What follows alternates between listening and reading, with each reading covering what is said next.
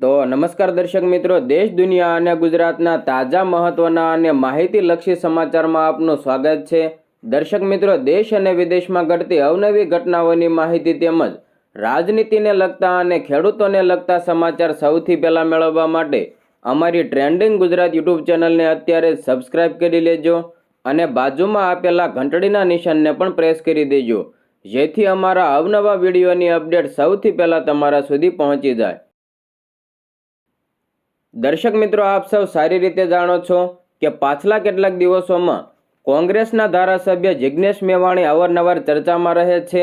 તમને જણાવી દઈએ કે પાછલા કેટલાક દિવસોમાં કોંગ્રેસના ધારાસભ્ય જિગ્નેશ મેવાણી અને પોલીસ તંત્ર વચ્ચે સામસામે બોલાચાલી થઈ ગઈ હતી અને તેમણે પોલીસ તંત્ર ઉપર મોટો આરોપ લગાવ્યો હતો અને ત્યારબાદ પોલીસના પટ્ટા ઉતારવાને લઈને મોટો વિવાદ સર્જાયો હતો। ત્યારબાદ ફરી એકવાર જિગ્નેશ મેવાણી ચર્ચામાં આવ્યા છે।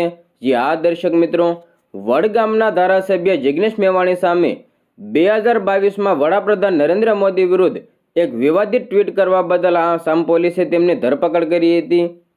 જિગ્નેશ મેવાણીની ધરપકડ કરી અને તે સમયે તેમને તાત્કાલિક આસામ પોલીસ બનાસકાંઠાથી આસામ લઈ જાય છે અને ત્યાં એક મહિલા પોલીસ કર્મચારીએ જિગ્નેશ મેવાણી સામે છેડતીની ફરિયાદ દાખલ કરી અને આજે અંદાજે 4 વર્ષે આ કેસમાંથી આ છેડતીની કલમ રદ કરવામાં આવી છે।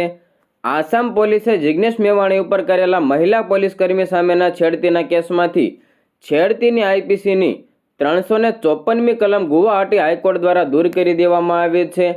શું હતો સમગ્ર મામલો તેના વિશે વાત કરીએ તો આસામ પોલીસે ટ્વીટમાં પીએમ નરેન્દ્ર મોદી વિરુદ્ધ વાંધાજનક ટિપ્પણી કરવા બદલ મેવાણી વિરુદ્ધ કેસ નોંધ્યો હતો। ઉલ્લેખનીય છે કે એમએલએ જિગ્નેશ મેવાણીએ પોતાના ટ્વીટમાં લખ્યું હતું કે ગોડસેને ભગવાન માનતા વડાપ્રધાન નરેન્દ્ર મોદીએ ગુજરાતમાં સાંપ્રદાયિક સંઘર્ષ સામે શાંતિ અને સૌહાર્દની અપીલ કરવી જોઈએ।